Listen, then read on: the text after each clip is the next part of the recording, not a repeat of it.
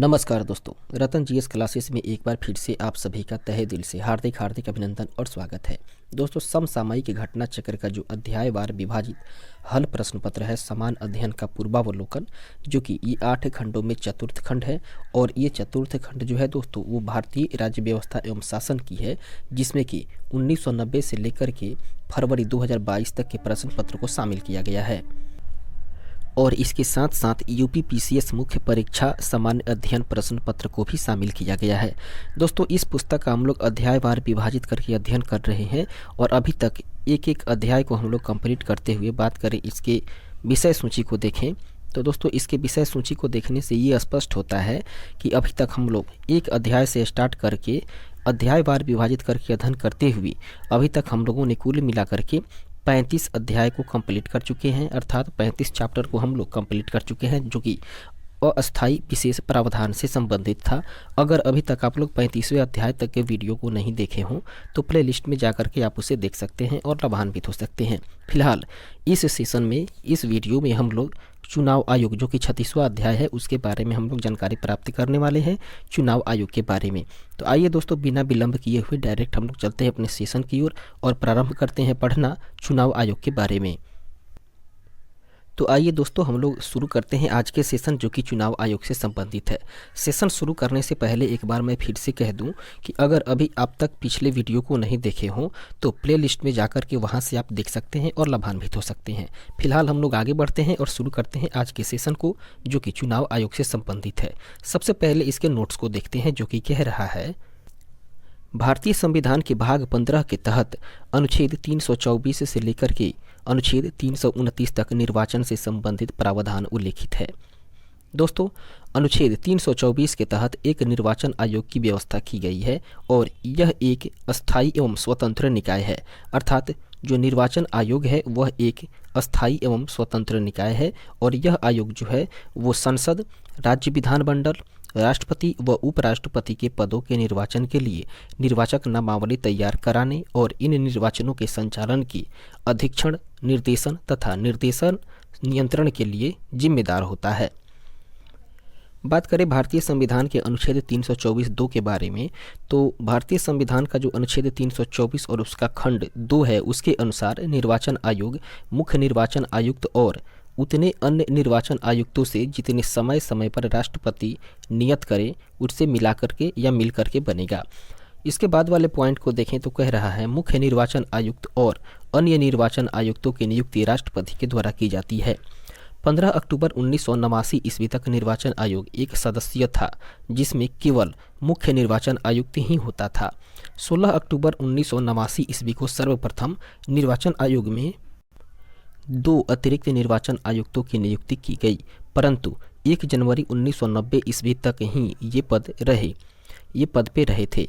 उसके बाद में 1 अक्टूबर 1993 ईस्वी को पुनः 2 अतिरिक्त निर्वाचन आयुक्तों की नियुक्ति की गई और तब से लेकर के दोस्तों तब से यह आयोग जो है वो 3 सदस्यीय हो चुकी है, यह 3 सदस्यीय है। उसके बाद में अगला पॉइंट है, राष्ट्रपति निर्वाचन आयोग की सलाह पर प्रादेशिक आयुक्तों की नियुक्ति कर सकता है। वर्तमान में निर्वाचन आयोग में मुख्य निर्वाचन आयुक्त और 2 अन्य निर्वाचन आयुक्त हैं और इनके पास समान शक्तियाँ होती हैं तथा उनके वेतन और भत्ते और इसके साथ साथ जो दूसरे अनुलाभ हैं वे भी सभी समान होते हैं, जो कि सर्वोच्च न्यायालय के न्यायाधीश के समतुल्य होते हैं। दोस्तों, निर्वाचन आयुक्तों की बात करें तो इनका जो कार्यकाल है वो 6 वर्ष या 65 वर्ष की आयु तक जो भी पहले हो, अर्थात अगर जीवन काल का 65 वर्ष आयु पहले पहुंच जाता है वहां तक ये पद पे रहेंगे, और नहीं तो इसके पहले अगर 6 साल का जो आयु होता है वो पूर्ण हो जाता है, 6 साल का जो अवधि होता है वो पूर्ण हो जाता है, तब तक वे अपने पद पे बने रहते हैं। अर्थात 6 वर्ष या 65 वर्ष की आयु तक दोनों में से कोई भी पहले पूरा हो जाता है वहाँ तक निर्वाचन आयुक्त जो अपने पद पे बने रहते हैं। इसके बाद में बात करें अनुच्छेद 324(5) के बारे में, तो भारतीय संविधान का जो अनुच्छेद 324 और उसका खंड जो 5 है उसके परंतुक के अनुसार मुख्य निर्वाचन आयुक्त को उसके पद से उसी रीति से और उन्हीं आधारों पर ही हटाया जाएगा जिससे सर्वोच्च न्यायालय के न्यायाधीश को हटाया जाता है। अगला पॉइंट है, किसी अन्य निर्वाचन आयुक्त या प्रादेशिक आयुक्त को मुख्य निर्वाचन आयुक्त की सिफारिश पर ही पद से हटाया जाएगा।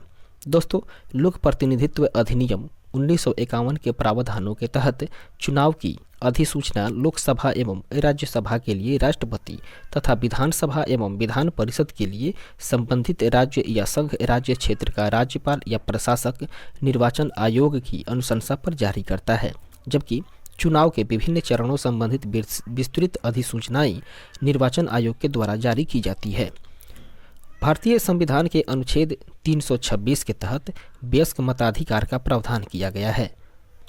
अर्थात वयस्क मताधिकार का प्रावधान जो है वो भारतीय संविधान के अनुच्छेद 326 के तहत ही किया गया है और भारत में मत देने का अधिकार एक वैधानिक अधिकार अर्थात वैधानिक अधिकार है और लोक प्रतिनिधित्व अधिनियम 1951 के तहत भारत में मताधिकार और निर्वाचित होने का भी अधिकार मिलता है। बात करें दोस्तों 61वें संविधान संशोधन अधिनियम 1988 के बारे में, तो 61वें संविधान संशोधन अधिनियम 1988 ईस्वी में द्वारा मताधिकार की आयु को 21 वर्ष से घटा करके अब 18 वर्ष कर दिया गया, जो कि 28 मार्च 1989 ईस्वी से प्रभावी है। दोस्तों, स्थानीय निकायों जिसमें कि पंचायतों एवं नगर पालिकाएँ आते हैं, उसका चुनाव जो है वो निर्वाचन आयोगों अर्थात भारतीय संविधान के अनुच्छेद 243 के और इसके साथ साथ 243 ZA के तहत ही करवाया जाता है। दोस्तों, परिसीमन आयोग का गठन केंद्र सरकार के द्वारा संसदीय विधि के तहत किया जाता है, जिसका कार्य विगत जनगणना के आधार पर चुनाव क्षेत्रों की सीमा निर्धारित करना होता है। अर्थात चुनाव क्षेत्र का जो सीमा है दोस्तों वो वहाँ के जनसंख्या के अनुसार ही निर्धारित की जाती है और इसका निर्धारण जो है दोस्तों वो परिसीमन आयोग गठन केंद्र सरकार के द्वारा ही संसदीय विधि के तहत किया जाता है। इसके बाद हम लोग आगे बढ़ते हैं और बात करते हैं अगले पॉइंट के बारे में, जो कि कह रहा है अब तक 5 बार में 1952, 1963, 1973 और इसके साथ साथ 1902 और 2002 और 2020 ईस्वी में परिसीमन आयोग का गठन किया गया है। नवीनतम परिसीमन आयोग परिसीमन अधिनियम 2002 के तहत केंद्र सरकार के द्वारा 6 मार्च 2020 ईस्वी को सर्वोच्च न्यायालय के पूर्व न्यायाधीश रंजना प्रकाश देसाई की अध्यक्षता में गठित किया गया है, जिसे मूलतः जम्मू और कश्मीर संघ राज्य क्षेत्र तथा 4 उत्तर पूर्वी राज्यों जिसमें कि असम, अरुणाचल प्रदेश, नागालैंड और मणिपुर शामिल हैं, उसके विधानसभा और संसदीय निर्वाचन क्षेत्रों के परिसीमन का कार्य सौंपा गया था। इसके बाद में अगला पॉइंट जो है वो कह रहा है तथापि मार्च 2021 ईस्वी में इस परिसीमन आयोग की कार्यावधि को 1 वर्ष का विस्तार देने के साथ इसके दायरे से उत्तर पूर्वी राज्यों को हटा लिया गया है। भारत की प्रथम महिला मुख्य निर्वाचन आयुक्त की बात करें तो ये BS रमा देवी हुआ करती थी। इस तरीके से यहाँ तक रहा इसके नोट्स के बारे में। अब हम लोग आगे बढ़ते हैं और देखते हैं इसके प्रश्न कोश को। प्रश्न कोश से यह स्पष्ट होगा कि इस टॉपिक से इस चैप्टर से कौन कौन से प्रश्न पूछे गए हैं आयोग के द्वारा, उसको हम लोग एक बार देख लेते हैं। पहला प्रश्न जो कि कह रहा है भारत का संविधान निम्नलिखित अनुच्छेदों में से किस एक के अंतर्गत एक निर्वाचन आयोग का प्रावधान करता है। दोस्तों, वो है भारतीय संविधान का अनुच्छेद 324, जिसके अंतर्गत ही एक निर्वाचन आयोग का प्रावधान किया गया है। ऑप्शन नंबर डी इसका राइट आंसर होगा, अनुच्छेद 324। आगे बढ़ते हैं, देखते हैं इसके डिस्क्रिप्शन को, जो कि कह रहा है भारतीय संविधान के अनुच्छेद 324 के तहत संसद एवं राज्य विधान मंडलों तथा राष्ट्रपति एवं उपराष्ट्रपति पदों के निर्वाचन के लिए निर्वाचक नामावली तैयार कराने तथा इस निर्वाचनों के संचालन का अधीक्षण, निर्देशन एवं नियंत्रण करने के लिए निर्वाचन आयोग का प्रावधान किया गया है। आगे बढ़ते हैं और देखते हैं दूसरे नंबर प्रश्न को, जो कि कह रहा है भारत के संविधान का कौन सा अनुच्छेद भारतीय निर्वाचन आयोग की स्थापना से संबंधित है। वह है दोस्तों भारतीय संविधान का अनुच्छेद 324, जिसके अंतर्गत ही निर्वाचन आयोग की स्थापना करने का प्रावधान किया गया है। ऑप्शन नंबर ए इसका राइट आंसर होगा। इसके डिस्क्रिप्शन को हम लोग ऊपर के प्रश्न में देख चुके हैं। फिलहाल आगे बढ़ते हैं और देखते हैं अगले प्रश्न को। तीसरा नंबर प्रश्न कह रहा है भारतीय संविधान के निम्नलिखित अनुच्छेदों में से किसमें निर्वाचन आयोग का प्रावधान है। दोस्तों, वो है अनुच्छेद 324, जिसके अंतर्गत ही निर्वाचन आयोग का प्रावधान किया गया है। ऑप्शन नंबर सी इसका राइट आंसर होगा। आगे बढ़ते हैं अगले प्रश्न को देखते हैं। चौथा नंबर प्रश्न जो कि कह रहा है भारत के मुख्य चुनाव आयुक्त को नियुक्त किया जाता है। दोस्तों, भारत का जो प्रमुख चुनाव आयुक्त होता है उसको राष्ट्रपति के द्वारा नियुक्त किया जाता है। ऑप्शन नंबर सी इसका राइट आंसर होगा। अर्थात राष्ट्रपति के द्वारा ही भारत के मुख्य चुनाव आयुक्त को नियुक्त किया जाता है। इसके डिस्क्रिप्शन को देखें जो कि कह रहा है, भारतीय संविधान के अनुच्छेद 324(2) के अनुसार भारत के निर्वाचन आयोग के मुख्य चुनाव आयुक्त तथा अन्य चुनाव आयुक्तों की नियुक्ति संसद के द्वारा बनाई गई विधि के अधीन राष्ट्रपति के द्वारा की जाती है। आगे बढ़ते हैं, देखते हैं 5वें नंबर प्रश्न को जो कि कह रहा है, 5 नंबर प्रश्न कह रहा है, भारत के संदर्भ में निम्नलिखित कथनों पर विचार करिए। दोस्तों नीचे कुछ कथन दिए हुए हैं, लगभग 3-4 कथन दिए हुए हैं और इन कथनों में से पढ़ के बताना है कि भारत के संदर्भ में कौन कौन सा कथन जो है वो बिल्कुल सही है। पहला कथन है, मुख्य चुनाव आयुक्त और अन्य चुनाव आयुक्तों को समान अधिकार प्राप्त है परंतु मिलने वाले वेतन में असमानता है। ये कथन सही नहीं है। दूसरा कथन है दोस्तों, मुख्य चुनाव आयुक्त वही वेतन पाने का हकदार है जितना उच्चतम न्यायालय के न्यायाधीश को दिया जाता है। यह कथन बिल्कुल सत्य है। इसके बाद में तीसरा कथन है, मुख्य चुनाव आयुक्त को उच्चतम न्यायाधीश या न्यायालय के किसी न्यायाधीश को हटाने के तरीके और कारणों के अतिरिक्त किसी अन्य तरीके और कारण से उनके पद से नहीं हटाया जा सकता। अर्थात जो तीसरा कथन है वो भी बिल्कुल सही है।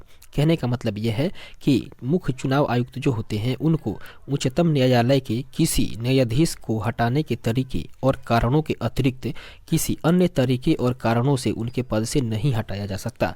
अर्थात जो प्रक्रियाएं उच्चतम न्यायालय के किसी न्यायाधीश के लिए होती है वही प्रक्रिया भी मुख्य चुनाव आयुक्त के लिए ही होती है उसके पद से हटाने के लिए। इस प्रकार से तीसरा कथन जो भी है वो भी सही है। दूसरा और तीसरा कथन सही हो रहा है। फिलहाल हम लोग देखते हैं चौथे कथन को।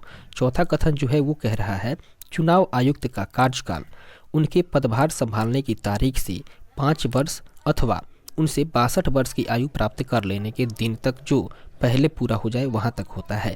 इस प्रकार से यह कथन जो है वो सही नहीं है। तो हम लोगों ने देखा दूसरा और तीसरा कथन सही हो रहा है, तो ऑप्शन नंबर बी इसका राइट आंसर होगा।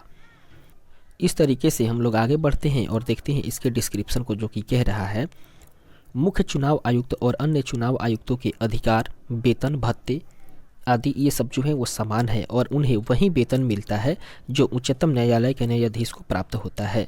दोस्तों मुख्य चुनाव आयुक्त और अन्य चुनाव आयुक्त अपने पद पर 6 वर्ष तक या अधिकतम 65 वर्ष की आयु तक बने रह सकते हैं। इन दोनों में से पहले जो भी पूरा हो जाए। उसके बाद में मुख्य चुनाव आयुक्त को उसी रीति से हटाया जा सकता है जो उच्चतम न्यायालय के न्यायाधीश के लिए वर्णित है। इस प्रकार से आगे बढ़ते हैं और देखते हैं अगले प्रश्न को। इस तरीके से 6ठा नंबर प्रश्न कह रहा है, निम्नलिखित कथनों पर विचार करिए। दोस्तों नीचे 3 कथन दिया हुआ है और तीनों कथन के पढ़ने के बाद ये बताना है कि तीनों कथनों में से कौन कौन से कथन सही है। सबसे पहले हम लोग देखते हैं पहले कथन को जो कि कह रहा है, भारत के निर्वाचन आयोग के मुख्य निर्वाचन आयुक्त को उच्चतम न्यायालय के न्यायाधीश के वेतन के बराबर वेतन का संदाय किया जाता है, जो कि बिल्कुल सही कथन है। दूसरा कथन है, भारत के निर्वाचन आयोग के मुख्य निर्वाचन आयुक्त का कार्यकाल पद ग्रहण करने की तारीख से 6 वर्ष की अवधि या 65 वर्ष की आयु जो भी पहले आता हो वहां तक होगा।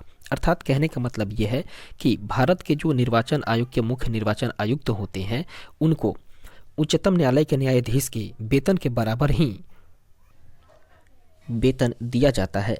उनके वेतन के बराबर ही इनको भी वेतन मिलता है। अर्थात कहने का मतलब ये है कि दोस्तों जो मुख्य चुनाव आयुक्त होते हैं, निर्वाचन आयुक्त होते हैं, उनका जो वेतन और भत्ता है वो और उच्चतम न्यायालय के न्यायाधीश का जो वेतन और भत्ता होता है वे दोनों का सेम होता है।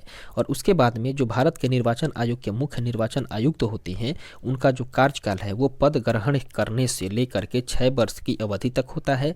अगर 6 वर्ष की अवधि के पहले ही यदि उनकी जीवन काल का आयु 65 वर्ष पहुँच जाए तब भी वे पद से हट सकते हैं। अगर 65 वर्ष तक नहीं पहुँचता है उनके जीवन काल का आयु, तब वे 6 वर्ष की अवधि तक अपने पद ग्रहण की अवधि से 6 वर्ष की अवधि तक पद पे बने रहेंगे और उसके बाद जो है वो पद से वापस पदच्युत हो सकते हैं। इस तरीके से पहला और दूसरा कथन जो है वो बिल्कुल सही हो रहे हैं। तीसरा जो कथन है दोस्तों, तीसरा कथन कह रहा है, एक चुनाव आयुक्त किसी भी समय मुख्य चुनाव आयुक्त को संबोधित स्वहस्ताक्षरित लेख के द्वारा अपना पद त्याग दे सकते हैं। ये कथन जो है वो सही नहीं है। इस प्रकार से हम लोगों ने देखा कि कथन 1 और कथन 2 बिल्कुल सही हो रहे हैं, तो इसके कूट के अनुसार इसका सही आंसर हो जाएगा ऑप्शन नंबर ए, अर्थात कथन 1 और कथन 2 बिल्कुल सही है। इसके डिस्क्रिप्शन को देखें तो कह रहा है, वर्तमान में भारत के निर्वाचन आयोग में मुख्य निर्वाचन आयुक्त और 2 अन्य निर्वाचन आयुक्त होते हैं जिनकी नियुक्ति राष्ट्रपति के द्वारा की जाती है। दोस्तों, मुख्य निर्वाचन आयुक्त और निर्वाचन आयुक्तों का दर्जा भारत के उच्चतम न्यायालय अर्थात सुप्रीम कोर्ट के न्यायाधीश का होता है तथा उन्हें उनके समतुल्य ही वेतन और अनुलाभ मिलते हैं। कहने का मतलब ये हुआ कि सुप्रीम कोर्ट के जो जज होते हैं, जो न्यायाधीश होते हैं, उनका जो वेतन और भत्ता होता है उन्हीं के बराबर जो है वो निर्वाचन आयुक्त का भी वेतन और भत्ता होता है। उसके बाद में मुख्य निर्वाचन आयुक्त और निर्वाचन आयुक्तों का कार्यकाल पद ग्रहण करने की तारीख से 6 वर्ष की अवधि या 65 वर्ष की आयु जो भी पहले हो वहाँ तक होता है। फिर इस प्रकार से कथन 1 और 2 सही हो जाते हैं, जबकि अगले पैराग्राफ में देखें तो कथन 3 जो है वो सही नहीं है। कथन 3 सही इसलिए नहीं है क्योंकि एक निर्वाचन आयुक्त किसी भी समय राष्ट्रपति न कि मुख्य निर्वाचन आयुक्त अर्थात राष्ट्रपति को ही संबोधित स्वहस्ताक्षरित लेख के द्वारा अपना पद त्याग दे सकते हैं, जबकि कथन 3 में कह रहा था कि निर्वाचन आयुक्त जो है वो किसी भी समय अन्य निर्वाचन आयुक्त को ही अपना पद इस्तीफा दे सकते हैं, जबकि ये बात गलत है। दूसरे शब्दों में देखें तो निर्वाचन आयुक्त अपना इस्तीफा राष्ट्रपति को संबोधित एवं प्रस्तुत करते हैं क्योंकि राष्ट्रपति ही उनका नियुक्ति प्राधिकारी होता है। अर्थात कहने का मतलब ये हुआ कि राष्ट्रपति के द्वारा ही इनकी नियुक्ति की जाती है। आगे बढ़ते हैं और देखते हैं 7वें नंबर प्रश्न को, जो कि कह रहा है भारत के मुख्य निर्वाचन आयुक्त की पदावधि क्या है। दोस्तों, भारत के मुख्य निर्वाचन आयुक्त की पदावधि की बात करें तो ये 6 वर्ष की आयु या 65 वर्ष की आयु के पहले, ये जो भी हो वो है ऑप्शन नंबर सी इसका राइट आंसर होगा। इसके बाद हम लोग आगे बढ़ते हैं और देखते हैं अगले प्रश्न को। 8वें नंबर प्रश्न को देखें, जो कि कह रहा है भारत के मुख्य निर्वाचन आयुक्त का पद समकक्ष होता है। दोस्तों, इसके लिए जो है वो यहाँ पर स्टार मार्किंग की गई है। फिलहाल हम लोग आगे बढ़ते हैं और देखते हैं इसके डिस्क्रिप्शंस को, जो कि कह रहा है मुख्य निर्वाचन आयुक्त एवं अन्य निर्वाचन आयुक्त सेवा की शर्त नियम 1992 के तहत मुख्य निर्वाचन आयुक्त एवं अन्य 2 निर्वाचन आयुक्तों को सर्वोच्च न्यायालय के न्यायाधीशों के समान वेतन एवं भत्ते प्रदान किए जाते हैं तथा संविधान के अनुच्छेद 324(5) के परंतुक के तहत मुख्य निर्वाचन आयुक्त को उसके पद से उसी रीति से और उन्हीं आधारों पर पद से हटाया जा सकता है जिस रीति से और जिन आधारों पर उच्चतम न्यायालय के न्यायाधीश को हटाया जाता है। इसके बाद में अगले पॉइंट को देखें तो कह रहा है वरीयता क्रम की दृष्टि से देखें तो सर्वोच्च न्यायालय के न्यायाधीश का स्थान जो है वो 9वां है और मुख्य निर्वाचन आयुक्त की जो स्थान को देखें तो 9A पर आते हैं। इसके अतिरिक्त सर्वोच्च न्यायालय के मुख्य न्यायाधीश और लोकसभा अध्यक्ष का वरीयता क्रम जो है वो उनका क्रम स्थान 6ठा है, जबकि राज्यों के राज्यपाल अपने राज्य में 4थे स्थान पर तथा राज्य विधानसभा अध्यक्ष 14वें स्थान पर आते हैं।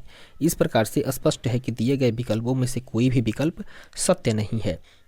इस प्रकार से आगे बढ़ते हैं और देखते हैं 9वें नंबर प्रश्न को, जो कि कह रहा है मुख्य चुनाव आयुक्त को पदच्युत किया जा सकता है। दोस्तों, मुख्य चुनाव आयुक्त की बात करें तो राष्ट्रपति के द्वारा और इसके साथ साथ में संसद के दोनों सदनों के सदस्यों के 2/3 बहुमत से प्रमाणित कदाचार के आधार पर ही उसे पद से पदच्युत किया जा सकता है। इस प्रकार से ऑप्शन नंबर बी और डी दोनों सही हो रहे हैं। आगे बढ़ते हैं और देखते हैं इसके डिस्क्रिप्शन को, जो कि कह रहा है मुख्य चुनाव आयुक्त को उन्हीं तरीकों से पद से हटाया जा सकता है जो अनुच्छेद 124(4) में उच्चतम न्यायालय के न्यायाधीश को हटाने के लिए वर्णित है।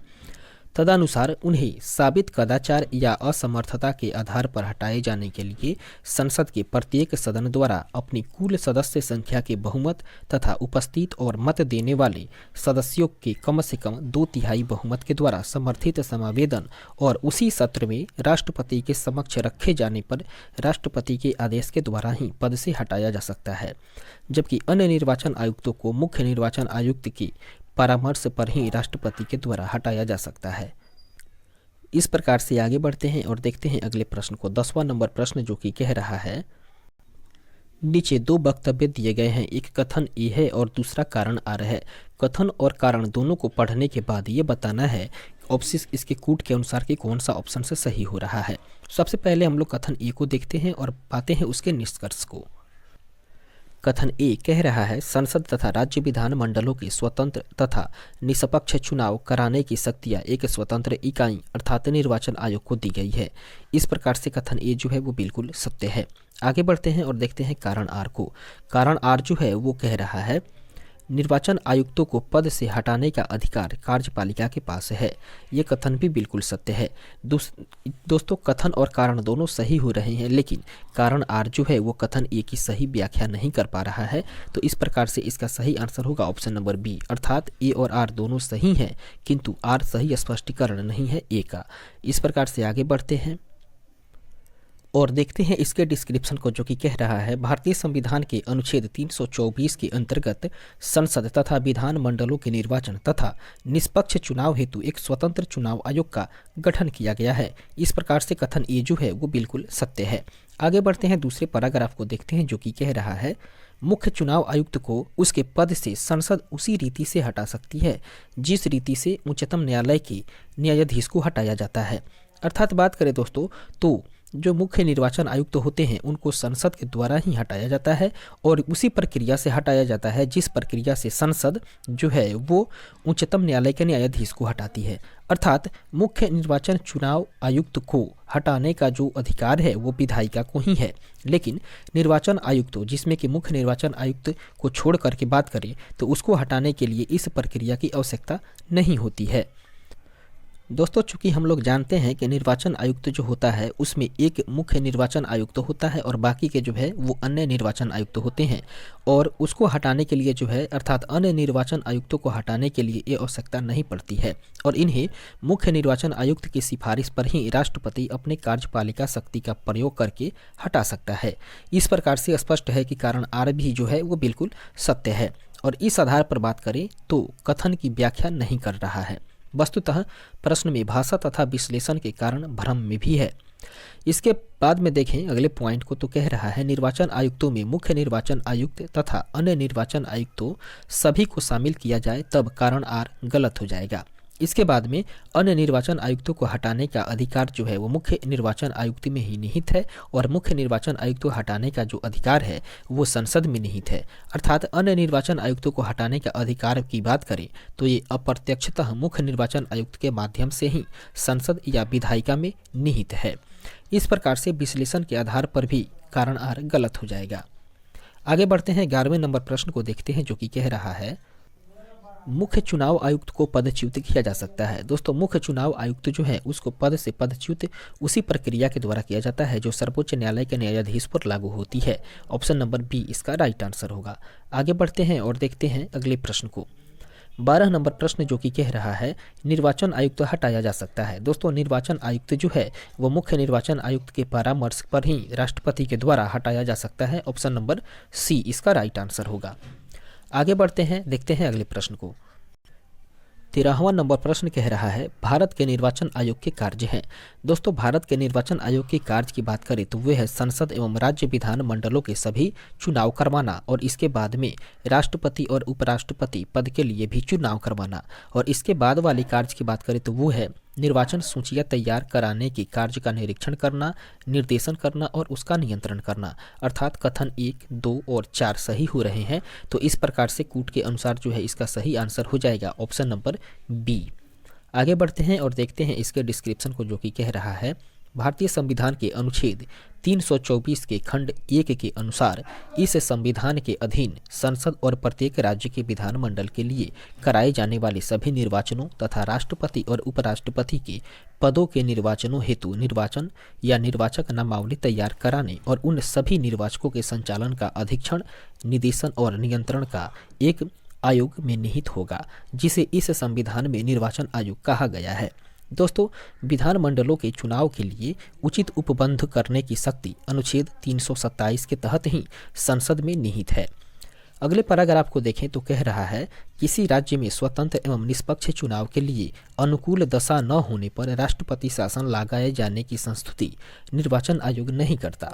हालांकि अनुच्छेद 356(5) के तहत किसी राज्य के राष्ट्रपति शासन की अवधि 1 वर्ष से आगे तभी बढ़ाई जा सकती है जब संपूर्ण भारत में अथवा संपूर्ण राज्य या उसके किसी भाग में राष्ट्रीय आपात प्रवर्तन में हो और निर्वाचन आयोग यह प्रमाणित करे कि उस अवधि के दौरान राज्य में विधानसभा के आम निर्वाचन में समस्याओं के कारण राष्ट्रपति शासन आवश्यक है। इसके बाद आगे बढ़ते हैं, देखते हैं 14वें नंबर प्रश्न को, जो कि कह रहा है निम्नांकित कार्यों में से कौन एक कार्य भारत के निर्वाचन आयोग से संबंधित नहीं है। दोस्तों ऑप्शन के अनुसार जो कार्य भारत के निर्वाचन आयोग से संबंधित नहीं है वह कार्य है विधानमंडलों के चुनाव के लिए उचित प्रावधान करना। अर्थात विधानमंडलों के चुनाव के लिए उचित प्रावधान करने का कार्य जो है वो भारत के निर्वाचन आयोग से संबंधित नहीं है। ऑप्शन नंबर डी इसका राइट आंसर होगा। इसके बाद हम लोग आगे बढ़ते हैं और देखते हैं 15वें नंबर प्रश्न को, जो कि कह रहा है राष्ट्रपति का चुनाव निम्न में से किसके द्वारा संचालित किया जाता है। दोस्तों राष्ट्रपति का चुनाव जो है वो भारत के निर्वाचन आयोग के द्वारा ही संचालित किया जाता है। ऑप्शन नंबर डी इसका राइट आंसर होगा, भारत के निर्वाचन आयोग के द्वारा। 16 नंबर प्रश्न कह रहा है निम्नलिखित में से कौन सा चुनाव निर्वाचन आयोग के द्वारा संपादित नहीं किया जाता है।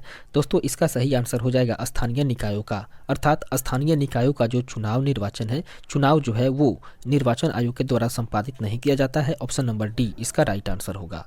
इसके डिस्क्रिप्शन को देखें तो कह रहा है संसद, राज्य विधानमंडलों तथा राष्ट्रपति एवं उपराष्ट्रपति का चुनाव संविधान के अनुच्छेद 324 के तहत निर्वाचन आयोग के द्वारा संपादित किया जाता है, जबकि अनुच्छेद 343 के एवं अनुच्छेद 343 ZA के तहत क्रमशः पंचायतों एवं नगर पालिकाओं अर्थात स्थानीय निकायों का चुनाव से संबंधित जो है वो राज्य निर्वाचन आयोग के द्वारा ही करवाया जाता है। आगे बढ़ते हैं 17वें नंबर प्रश्न को देखें, जो कि कह रहा है भारत के निर्वाचन आयोग के निम्नलिखित में से कौन से कृत्य हैं। दोस्तों यहाँ पे 3 कथन दिया हुआ है और तीनों कथन को पढ़ने के बाद ये बताना है कि ये भारत के निर्वाचन आयोग के संबंध में कौन सा कार्य है। सबसे पहले कथन को देखते हैं, जो कि कह रहा है भारत के निर्वाचन आयोग का जो कार्य के संबंध में पहला कथन है वो कह रहा है लोकसभा के अध्यक्ष और उपाध्यक्ष तथा राज्यसभा के सभापति के पदों के लिए निर्वाचन करना, ये इसका कार्य नहीं है। इस प्रकार से ये कथन गलत है। दूसरे कथन को देखें, जो कि कह रहा है नगर पालिकाओं और नगर निगमों के लिए निर्वाचन करवाना, ये कार्य भी जो है वो निर्वाचन आयोग का नहीं है। इसके बाद में तीसरा है निर्वाचनों से उत्पन्न सभी संदेहों और विवादों का निर्णयन करना, ये जो है वो निर्वाचन आयोग का कार्य नहीं है। इस प्रकार से ये तीनों के तीनों कथन जो है वो बिल्कुल गलत है। तो ऑप्शंस के अनुसार इसका सही आंसर हो जाएगा ऑप्शन नंबर डी, अर्थात इनमें से कोई भी कथन सही नहीं है। आगे बढ़ते हैं और देखते हैं इसके डिस्क्रिप्शन को, जो कि कह रहा है उपराष्ट्रपति राज्यसभा का पदेन सभापति होता है, जबकि लोकसभा के अध्यक्ष और उपाध्यक्ष तथा राज्यसभा के उपसभापति का निर्वाचन संबंधित सदन के सदस्य करते हैं। उसके बाद में निर्वाचन से उत्पन्न विवादों का निर्णय नगर पालिका करती है और नगर पालिकाओं एवं नगर निगमों के निर्वाचन राज्य निर्वाचन आयोग करवाता है। इस प्रकार से दिए गए कथनों में से कोई भी कथन सत्य नहीं है। आगे बढ़ते हैं 18वें नंबर प्रश्न को देखते हैं, जो कि कह रहा है निम्नलिखित कथनों पर विचार करिए। 3 कथन दिया हुआ है और तीनों कथन पर विचार करके बताना है कि कौन सा कथन जो है वो बिल्कुल सही है। पहला कथन है भारत का निर्वाचन आयोग 5 सदस्यीय निकाय है, जो कि बिल्कुल गलत है। दोस्तों संघ का गृह मंत्रालय आम चुनाव और उपचुनाव दोनों के लिए चुनाव कार्यक्रम तैयार करता है, जो कि बिल्कुल गलत है। इस तरीके से तीसरे कथन को देखें तो कह रहा है निर्वाचन आयोग मान्यता प्राप्त राजनीतिक दलों के विभाजन विलय से संबंधित विवाद निपटाता है। दोस्तों तीनों कथन के पढ़ने से बाद ये पता चलता है कि केवल तीसरा कथन जो है वो बिल्कुल सही हो रहे हैं, बाकी के दोनों कथन गलत हैं। तो ऑप्शन नंबर डी इसका राइट आंसर हो जाएगा, केवल कथन 3 सही है। आगे बढ़ते हैं और देखते हैं इसके डिस्क्रिप्शन को, जो कि कह रहा है भारत का निर्वाचन आयोग एक 3 सदस्यीय निकाय है। दोस्तों इसमें बात करें तो इसमें एक मुख्य निर्वाचन आयुक्त होता है और 2 निर्वाचन आयुक्त होते हैं। राष्ट्रपति, उपराष्ट्रपति, संसद तथा राज्य विधायिका के चुनावों के अधीक्षण, निर्देशन तथा नियंत्रण की शक्ति जो है वो निर्वाचन आयोग में ही निहित है और इस प्रकार से आम चुनाव और उपचुनावों के लिए चुनाव कार्यक्रम निर्वाचन आयोग तय करता है, न कि गृह मंत्रालय तय करता है। इसके बाद में निर्वाचन आयोग निर्वाचन प्रतीक, आरक्षण और आवंटन आदेश 1968 के तहत मान्यता प्राप्त राजनीतिक दलों के विभाजन विलय से संबंधित विवाद भी निपटाता है। आगे बढ़ते हैं 19वें नंबर प्रश्न को देखें, जो कि कह रहा है चुनाव में किसका संबंध चुनाव आयोग से नहीं है। सॉरी दोस्तों, निम्नलिखित में किसका संबंध जो है वो चुनाव आयोग से नहीं है। वो है दोस्तों चुनाव की अधिसूचना जारी करना। चुनाव की अधिसूचना जारी करने का जो संबंध है वो चुनाव आयोग से नहीं है। ऑप्शन नंबर ए इसका राइट आंसर होगा। इसके डिस्क्रिप्शन को देखें, जो कि कह रहा है निर्वाचन आयोग की सिफारिश पर चुनाव की अधिसूचना लोकसभा एवं राज्यसभा के लिए राष्ट्रपति तथा विधानसभा और विधान परिषद के लिए संबंधित राज्य या संघ राज्य क्षेत्र का राज्यपाल प्रशासक जारी करता है। इसके बाद समय इसके बाद समय निर्वाचन तिथि आदि की विस्तृत अधिसूचनाएं निर्वाचन आयोग के द्वारा जारी की जाती है। अन्य प्रश्नगत कार्य जो है वो निर्वाचन आयोग से संबंधित है। इस प्रकार से आगे बढ़ते हैं और देखते हैं अगले प्रश्न को। तो 20 नंबर प्रश्न कह रहा है, भारत में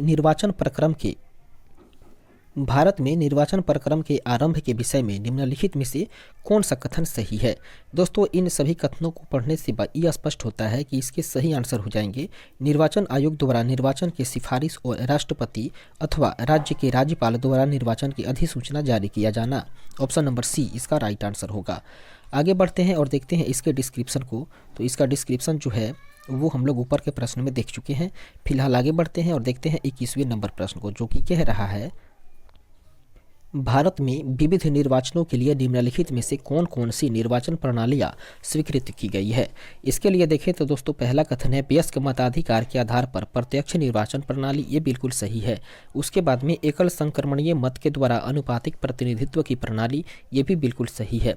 तीसरा है अनुपातिक प्रतिनिधित्व की सूचना प्रणाली, जो कि सही नहीं है। और चौथा है अप्रत्यक्ष निर्वाचन की संचयी मतदान प्रणाली, ये भी सही नहीं है, ये गलत है। इस प्रकार से हम लोग देख रहे हैं कि कथन 1 और 2 सही हो रहे हैं। तो इसका राइट आंसर होगा ऑप्शन नंबर ए, इसका सही आंसर हो जाएगा, अर्थात 1 और 2 ये बिल्कुल सही हैं। इसके डिस्क्रिप्शन को देखें, जो कि कह रहा है, भारत में निर्वाचन की प्रत्यक्ष और अप्रत्यक्ष दोनों ही निर्वाचन प्रणालियां अपनाई गई है। राष्ट्रपति, उपराष्ट्रपति, राज्यसभा एवं विधान परिषदों हेतु निर्वाचन एकल संक्रमणीय मत प्रणाली के द्वारा अनुपातिक प्रतिनिधित्व पद्धति के माध्यम से अप्रत्यक्ष रूप से संपन्न होता है, जबकि लोकसभा तथा राज्य विधानसभाओं के चुनाव वयस्क मताधिकार के आधार पर अप्रत्यक्ष ढंग से संपन्न होते हैं। आगे बढ़ते हैं, देखते हैं 22वें नंबर प्रश्न को, जो कि कह रहा है, सांसदों की अयोग्यता संबंधित विवाद पर कौन निर्णय देता है। दोस्तों, सांसदों की अयोग्यता संबंधित विवाद पर निर्णय की बात करें तो ये निर्वाचन आयोग के परामर्श से राष्ट्रपति देता है। ऑप्शन नंबर डी इसका राइट आंसर होगा।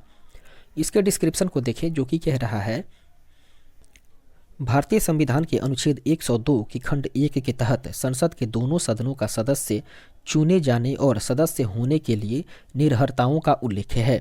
इसके संदर्भ में संविधान के अनुच्छेद 103 के तहत सांसदों की अयोग्यता निर्हरता संबंधित विवाद का विनिश्चय जो है वो राष्ट्रपति निर्वाचन आयोग के परामर्श के अनुसार ही करता है, जबकि दल परिवर्तन के आधार पर निर्हरता संबंधित प्रश्नों का विनिश्चय संविधान की 10वीं अनुसूची के प्रावधानों के तहत सदन के सभापति या अध्यक्ष के द्वारा किया जाता है।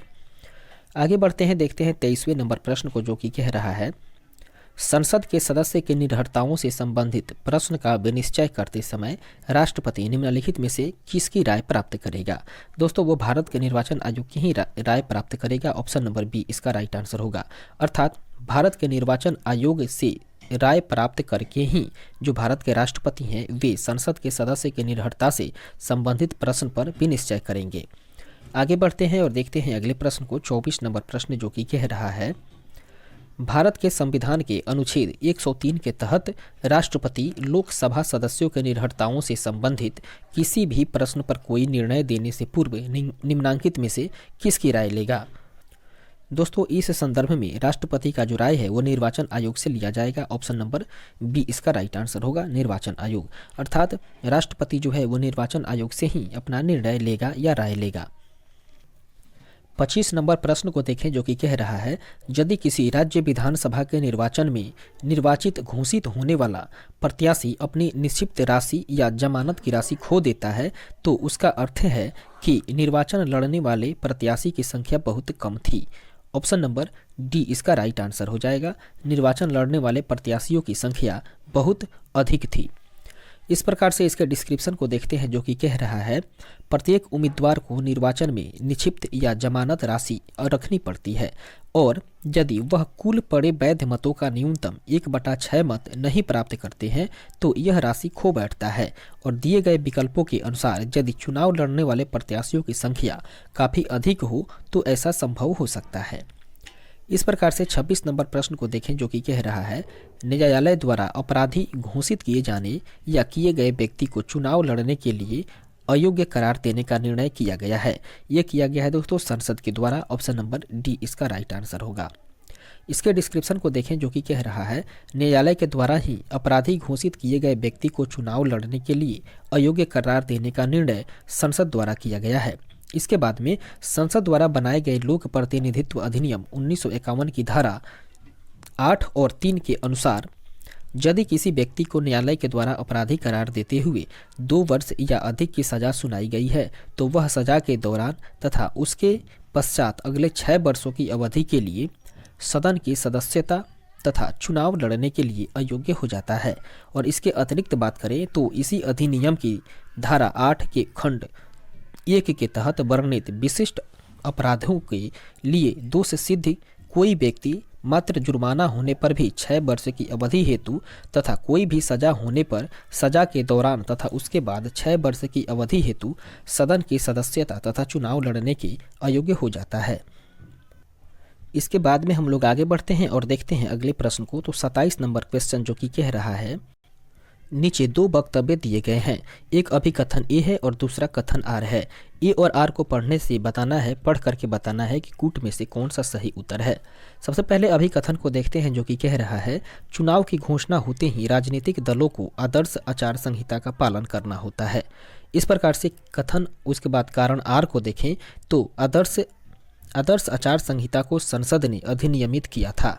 इस प्रकार से कथन और कारण को देखने से यह स्पष्ट होता है कि ए सत्य है परंतु आर जो है वो असत्य है। इसका सही आंसर होगा ऑप्शन नंबर सी।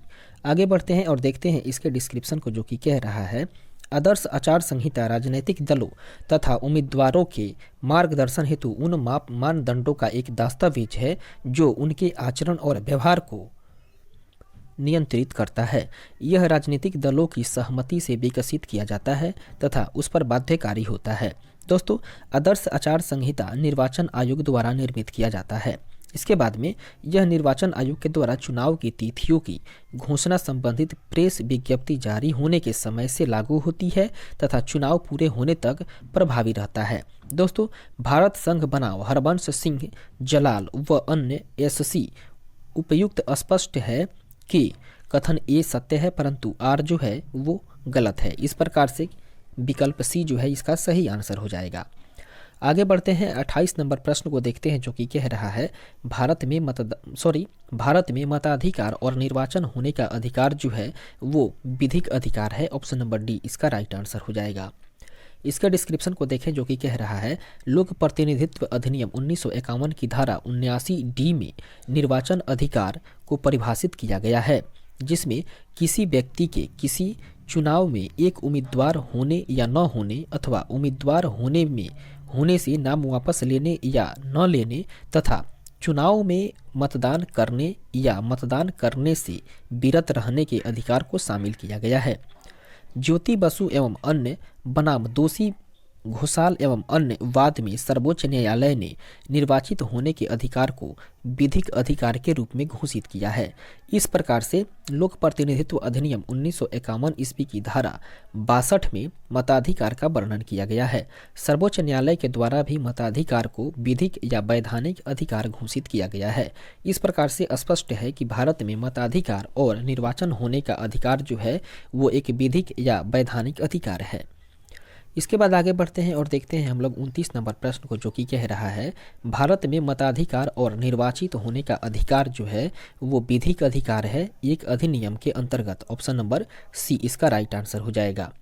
अर्थात भारत में मताधिकार और निर्वाचित होने का जो अधिकार है वो विधिक अधिकार है। आगे बढ़ते हैं, देखते हैं अगले प्रश्न को। 30 नंबर प्रश्न कह रहा है भारत में मत देने का अधिकार निम्नलिखित अधिकारों में से कौन सा है। दोस्तों, भारत में मत देने का अधिकार जो है वो वैधानिक अधिकार है। ऑप्शन नंबर डी इसका राइट आंसर होगा, वैधानिक अधिकार। इसके डिस्क्रिप्शन को देखें जो कि कह रहा है लोक प्रतिनिधित्व अधिनियम 1951 के तहत भारत में मताधिकार और निर्वाचित होने का अधिकार मिलता है चूँकि यह संसद द्वारा बनाए गए एक अधिनियम के तहत मिला हुआ है।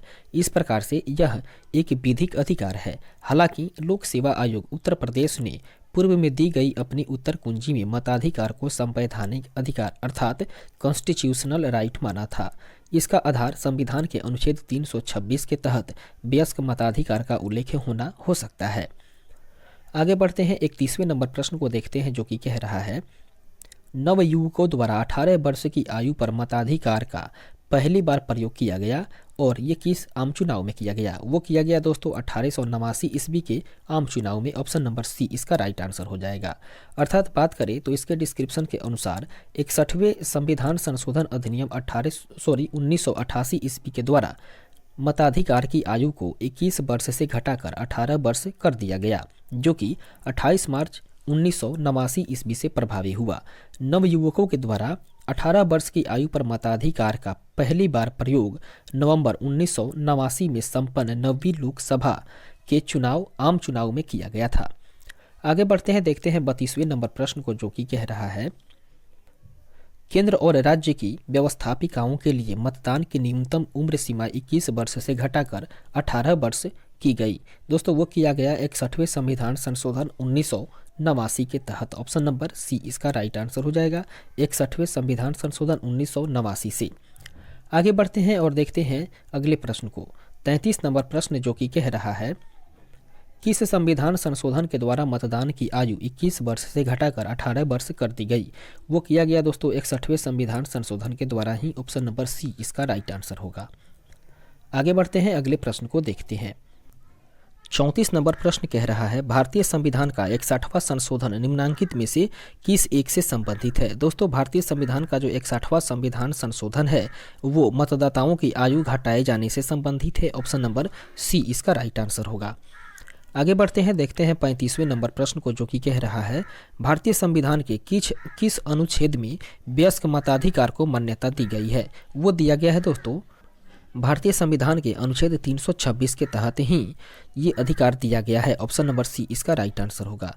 इसके डिस्क्रिप्शन को देखें, जो कि कह रहा है भारतीय संविधान के भाग 15 के अंतर्गत अनुच्छेद 326 में वयस्क मताधिकार संबंधित प्रावधान किया गया है और इसमें कहा गया है कि लोकसभा और प्रत्येक राज्य की विधानसभा के लिए निर्वाचन वयस्क मताधिकार के आधार पर होंगे, अर्थात प्रत्येक व्यक्ति जो भारत का नागरिक है और ऐसी तारीख को जो समुचित विधानमंडल द्वारा बनाई गई किसी विधि के द्वारा या उसके अधीन इस नियत की जाए कम से कम 18 वर्ष की आयु का हो। और ये प्रावधान किया गया है 61वें संविधान संशोधन अधिनियम 1988 ईस्वी के द्वारा। 28 मार्च 1989 ईस्वी से यह आयु जो है वह 21 वर्ष से घटकर 18 वर्ष की गई थी और इस संविधान या समुचित विधानमंडल के द्वारा बनाई गई किसी विधि के अधीन उसके बाद में अनिवास, चित्त विकृत, अपराध या भ्रष्ट या इसके साथ साथ अवैध आचरण के आधार पर अन्यथा निरहित नहीं किया जाएगा।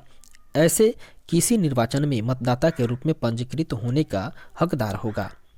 इसके बाद आगे बढ़ते हैं और देखते हैं 36 नंबर प्रश्न को, जो कि कह रहा है भारतीय संविधान का कौन सा अनुच्छेद लोकसभा एवं विधानसभा के प्रतिनिधियों को निर्वाचित करने अर्थात वयस्क मताधिकार का अधिकार प्रदान करता है? वह है भारतीय संविधान का अनुच्छेद 326। ऑप्शन नंबर ए इसका राइट आंसर होगा। आगे बढ़ते हैं और देखते हैं अगले प्रश्न को, 37 नंबर प्रश्न, जो कि कह रहा है पार्लियामेंट द्वारा वर्ष 1989 ईस्वी में निर्मित कानून के अनुसार एक नागरिक के वयस्क होने की कानूनी उम्र क्या है?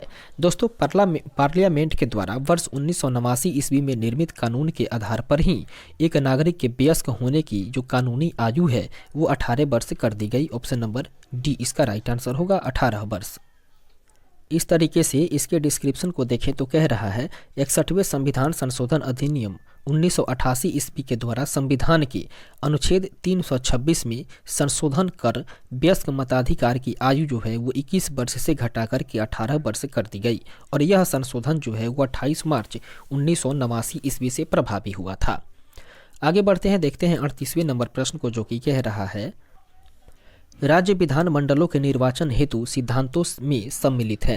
दोस्तों राज्य विधान मंडलों के निर्वाचन हेतु सिद्धांतों में जो सम्मिलित हैं उसको देखें तो यह एक वयस्क मताधिकार के आधार पर होगी, जो कि बिल्कुल सही है।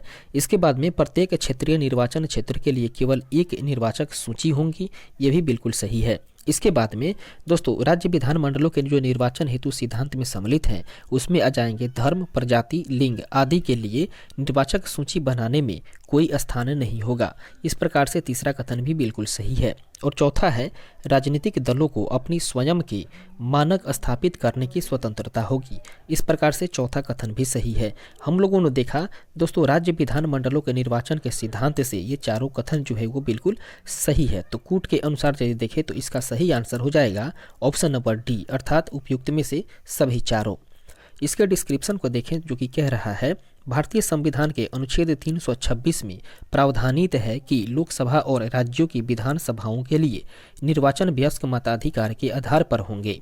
दोस्तों, साथ ही अनुच्छेद 325 के अनुसार बात करें तो प्रत्येक प्रादेशिक या क्षेत्रीय निर्वाचन क्षेत्र के लिए एक साधारण निर्वाचक सूची तैयार होगी और केवल धर्म, मूल वंश, जाति, लिंग या इनमें से किसी आधार पर कोई व्यक्ति ऐसे किसी सूची में शामिल किए जाने के लिए अपात्र नहीं होंगे।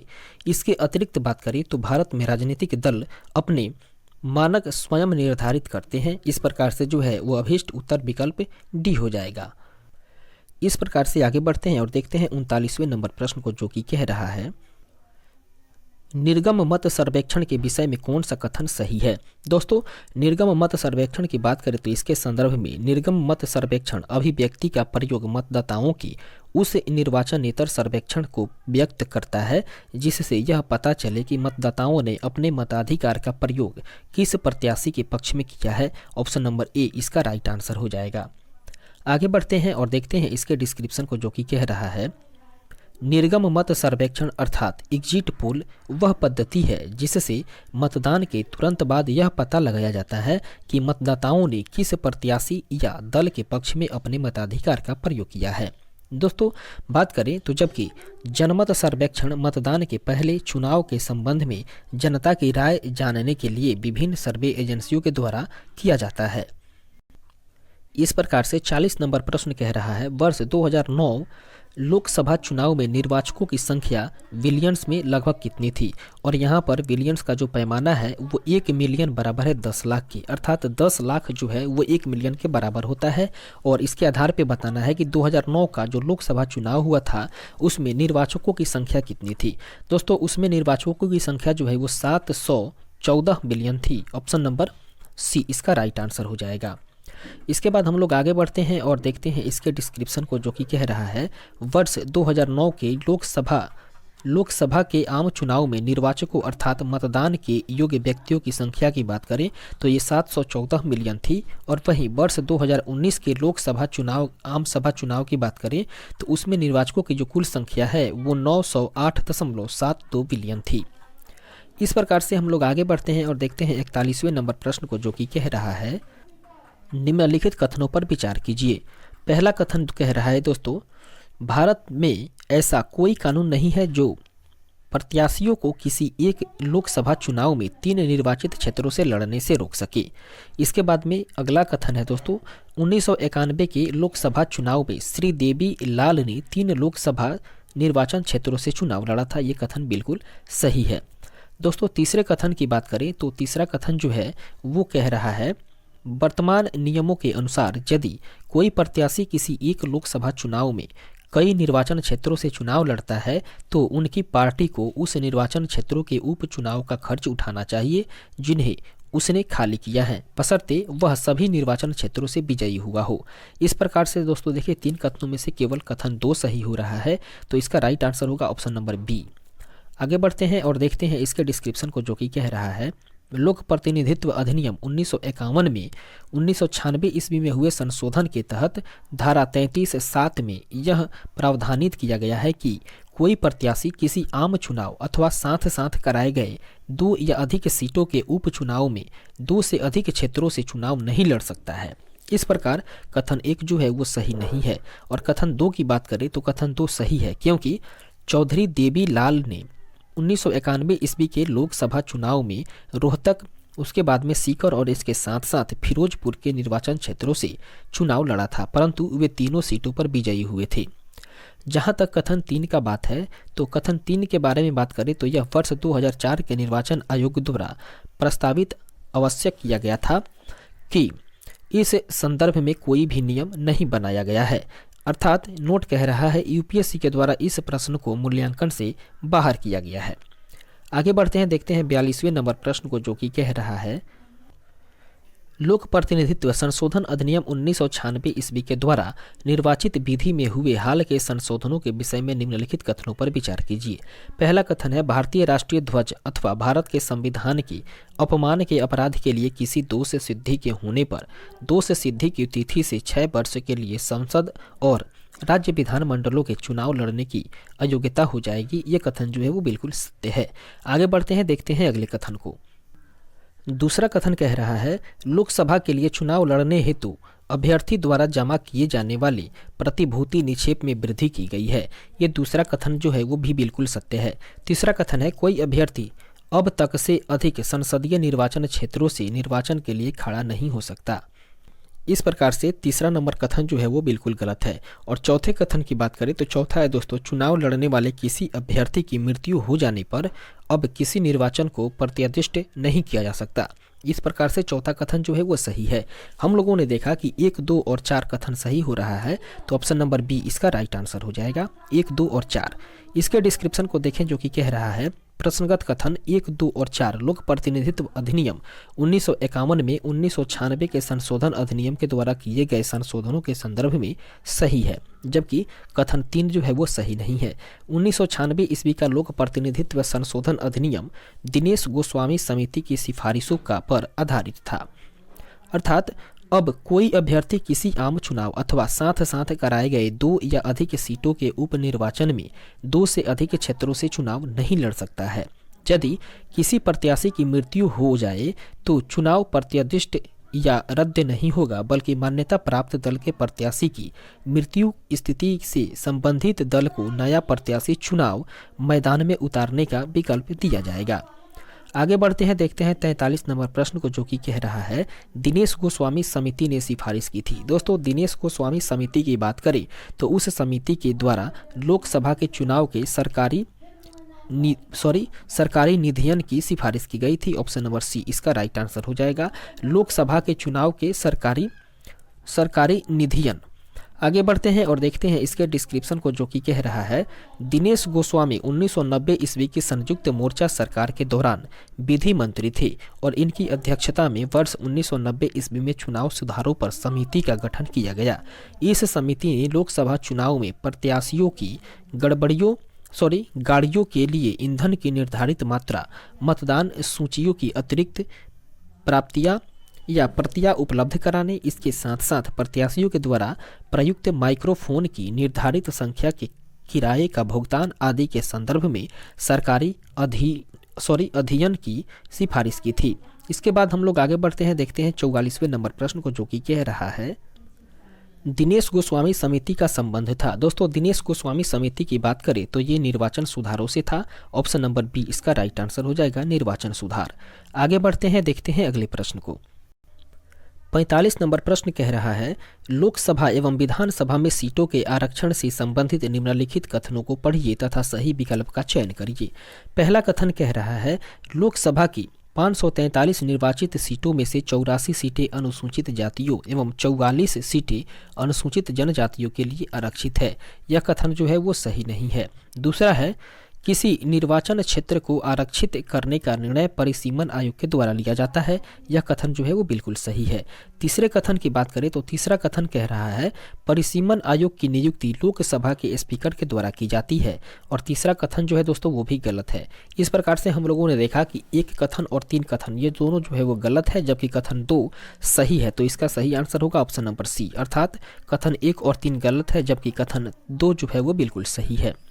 इसके डिस्क्रिप्शन को देखें, जो कि कह रहा है वर्ष 2008 के परिसीमन के तहत वर्तमान में लोकसभा की कुल 543 निर्वाचित सीटों में से 84 सीटें अनुसूचित जातियों के लिए तथा 47 सीटें जो हैं वो अनुसूचित जनजातियों के लिए आरक्षित हैं। इस प्रकार से कथन ए सही नहीं है। परिसीमन आयोग का गठन संविधान के अनुच्छेद 82 के तहत संसद के द्वारा बनाई गई विधि के अधीन केंद्र सरकार के द्वारा किया जाता है। किसी निर्वाचित क्षेत्र के सीमांकन एवं उसे आरक्षित करने का निर्णय परिसीमन आयोग के द्वारा लिया जाता है। इस प्रकार से कथन 2 जो है वो सही है, लेकिन कथन 3 जो है वो गलत है। आगे बढ़ते हैं, देखते हैं 46वें नंबर प्रश्न को, जो कि कह रहा है परिसीमन आयोग के संदर्भ में निम्नलिखित कथनों पर विचार करिए। परिसीमन आयोग के बारे में बात करें दोस्तों तो पहला कथन है परिसीमन आयोग के आदेशों को किसी न्यायालय में चुनौती नहीं दी जा सकती। यह कथन बिल्कुल सत्य है। दूसरा कथन है परिसीमन आयोग के आदेश जब लोकसभा अथवा राज्य विधानसभा के सम्मुख रखे जाते हैं तब उन आदेशों में कोई संशोधन नहीं किया जा सकता। दूसरा कथन जो है वो भी बिल्कुल सही है। इस प्रकार से इस क्वेश्चन का सही आंसर हो जाएगा ऑप्शन नंबर सी, अर्थात 1 और 2 दोनों कथन जो है वो बिल्कुल सही है।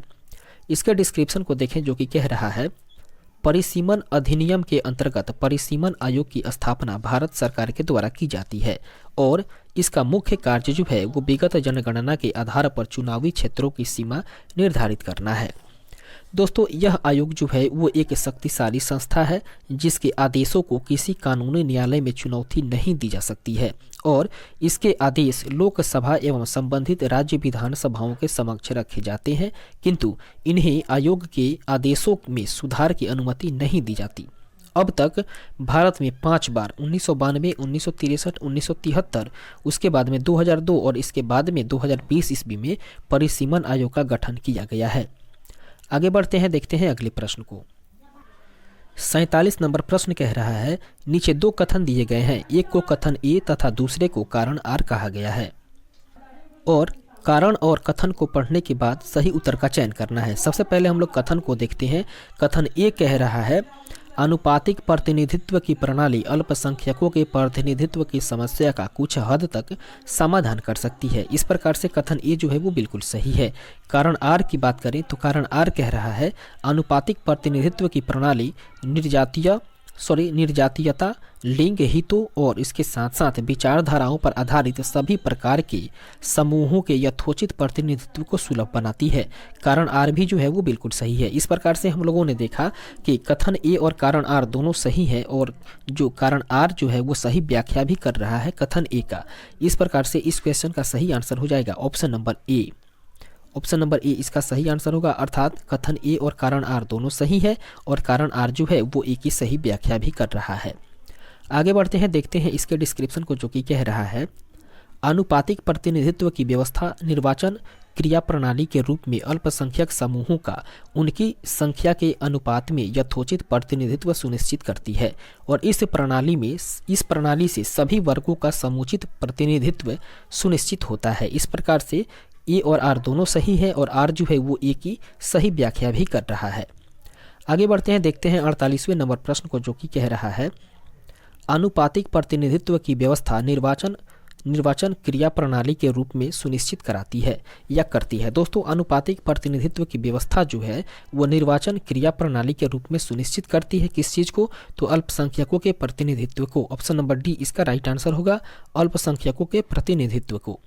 आगे बढ़ते हैं और देखते हैं अगले प्रश्न को। 49 नंबर प्रश्न जो कि कह रहा है उस देश में आनुपातिक प्रतिनिधित्व आवश्यक नहीं है जहां पर द्विदलीय प्रणाली विकसित हुई है। अर्थात कुल मिलाकर बात करें तो जिस देश में द्विदलीय प्रणाली विकसित हुई है वहां पर आनुपातिक प्रतिनिधित्व आवश्यक नहीं है। ऑप्शन नंबर बी इसका राइट आंसर होगा। आगे बढ़ते हैं, देखते हैं अगले प्रश्न को। इसका डिस्क्रिप्शन जो कि कह रहा है आनुपातिक प्रतिनिधित्व प्रणाली का उद्देश्य समाज के प्रत्येक समूह को समुचित अनुपात में प्रतिनिधित्व उपलब्ध कराना है। अतः जहां देश में मात्र 2 दल हैं या द्विदलीय प्रणाली विकसित हुई है वहां यह महत्वहीन हो जाती है। इस प्रकार से हम लोग आगे बढ़ते हैं और देखते हैं 50वें नंबर प्रश्न को जो कि कह रहा है भारत में मतदान के लिए प्रयोग की जाने वाली वीवीपैट का संस्करण क्या है। दोस्तों भारत में मतदान के लिए प्रयोग की जाने वाली एक मशीन है वीवीपैट, उसका जो संस्करण की बात करें तो वो है M3। ऑप्शन नंबर सी इसका राइट आंसर होगा, M3। इसके डिस्क्रिप्शन को देखें जो कि कह रहा है पारदर्शी व्यवस्था की आधिकारिक पुष्टि के लिए निर्वाचन आयोग द्वारा voter verified paper audit trail अर्थात वीवीपैट का प्रयोग हो रहा है।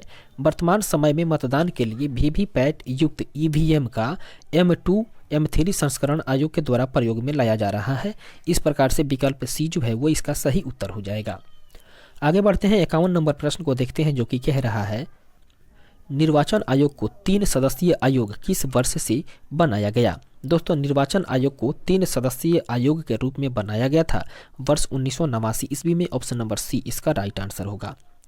इसके डिस्क्रिप्शन को देखें जो कि कह रहा है भारत के निर्वाचन आयोग में मूलतः एक मुख्य निर्वाचन आयुक्त ही होता था।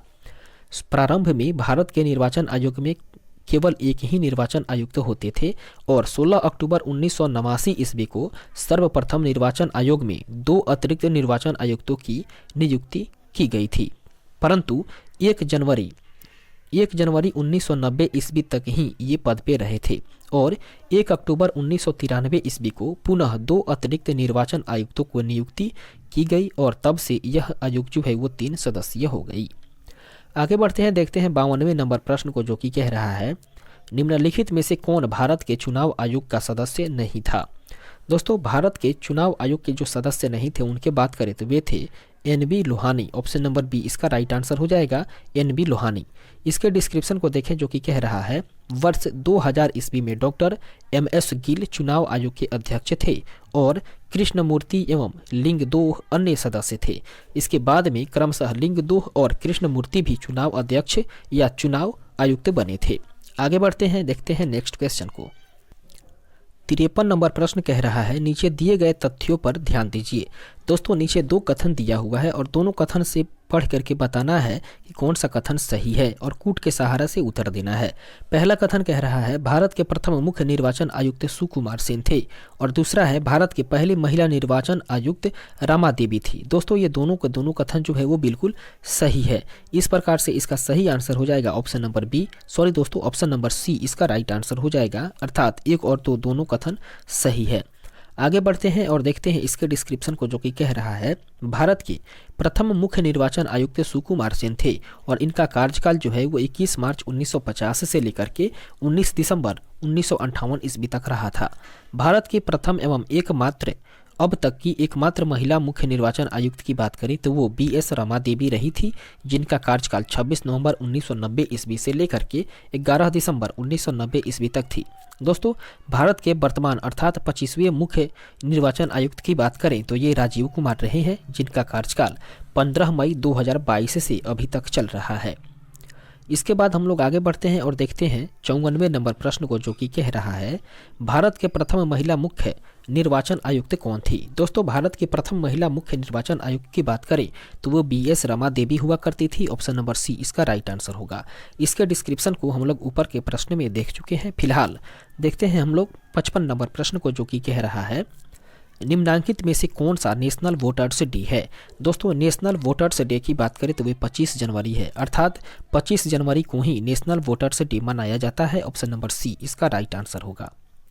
इसके डिस्क्रिप्शन को देखें जो कि कह रहा है राष्ट्रीय मतदाता दिवस अर्थात नेशनल वोटर्स डे 25 जनवरी को मनाया जाता है और भारत के निर्वाचन आयोग की स्थापना के उपलक्ष्य में और इसके साथ साथ लोकतांत्रिक प्रक्रियाओं में मतदाताओं और युवाओं की भागीदारी बढ़ाने के लिए ही यह 25 दिसंबर 2011 ईस्वी से शुरू किया गया था। आगे बढ़ते हैं और देखते हैं 56वें नंबर प्रश्न को और आज के सेशन के आखिरी प्रश्न को जो कि कह रहा है राष्ट्रीय मतदाता दिवस मनाया जाता है। दोस्तों, राष्ट्रीय मतदाता दिवस जो है वो 25 जनवरी को ही मनाया जाता है। ऑप्शन नंबर बी इसका राइट आंसर हो जाएगा। अर्थात इस 56वें नंबर प्रश्न के साथ हम लोग अपने आज के सेशन को यहीं पे स्थगित करेंगे, पूर्ण विराम लगाएंगे आज के सेशन को और फिर हम लोग मिलेंगे अगले दिन अगले सेशन में एक नए टॉपिक के साथ, एक नए जोश और नई ऊर्जा के साथ। तब तक के लिए धन्यवाद।